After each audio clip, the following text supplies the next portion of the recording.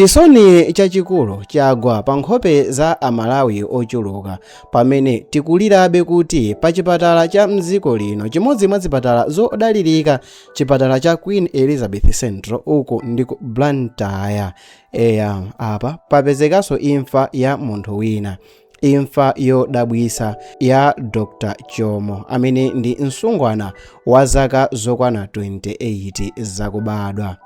Dr. Chomo amene anali dokotala wachinyamata anapezeka atamwalira m'nyumba mwawo ndipo zikuoneka ngati anamwalira movutika kwambiri usiku wa lachitatu.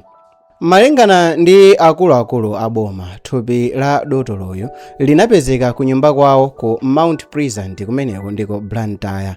Panali chingwe m'khosi mwake ndipo manja ndi mapazi ake zonse zinali zitamangidwa. Zinthu zimenezi zazisa mafunso ambiri ponena za zimene zachitika ndi imfa yake.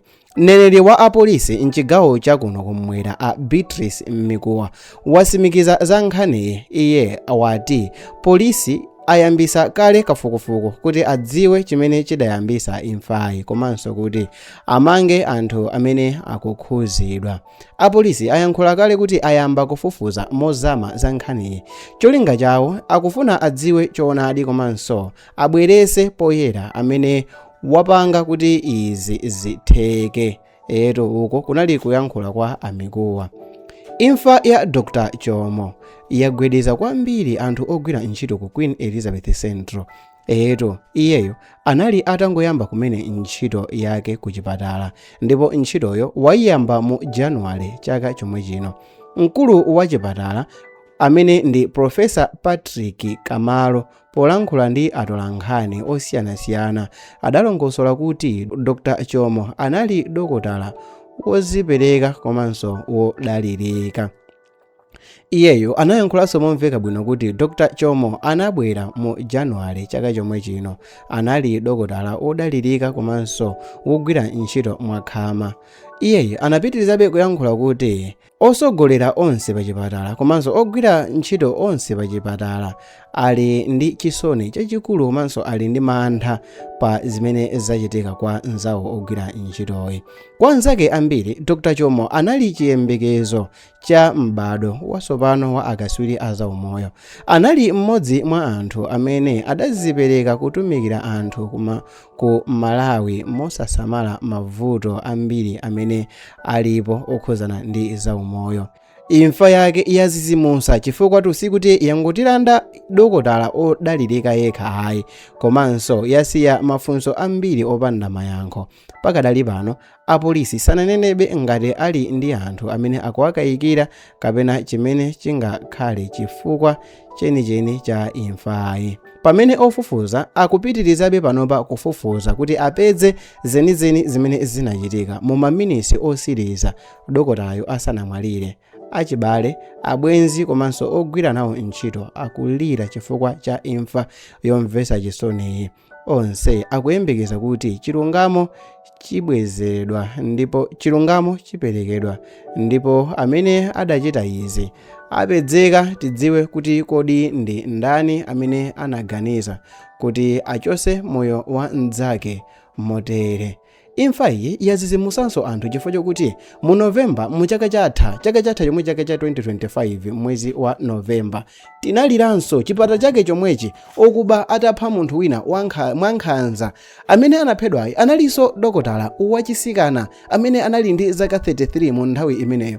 Uyu amene waphedwayi tikukambanso zakuti ndi msikana amenenso ndi wa zaka zochepa kwambiri, zaka zokwana 28. Tikukambatu apa za ana amene anabadwa mchaka cha 1998. Funso ndikumati why mukuchita zinthu zimenezi? Why mukupanga zinthu ngati kapena kuti simungathandizike? Kodi nkhani yakuphedwa kwa anthu ogwira ntchito mzipatala ku Malawi kuno ikumachuluka chifukwa chani? Tiyankhule kuti kapena mwina mwake ndi okuba amene zambiri zinangopita munjira yosakhala bwino, kapena ayi ndi anthu achipongwe amene akhala akumulonda, kapena ayi ndi amanga wake amene akhala akumulondalonda kwa nthawi yayitali. Tikhonza kuyankhula pano inuyo ndi ineyo kuti inde palibe amene sazafa komano ndenanga kufa kwake kuzikhala ukuku. Chabwino indedi palibe amene sazafa wina lese azafa kodi nanga ndi kufa kwake tizichita kuphana ngati nkhuku. Mukayimvesesa nkhani akuti iye yutu wafa koma chingwe chili pakhosi china atammanga mmendo ndi manja. Kodi amene ankapanga zimenezi ankaganiza ngati akuponda chani, akupondera nkhuku? Chitetezo ku Malawi ndiye sichili bwino.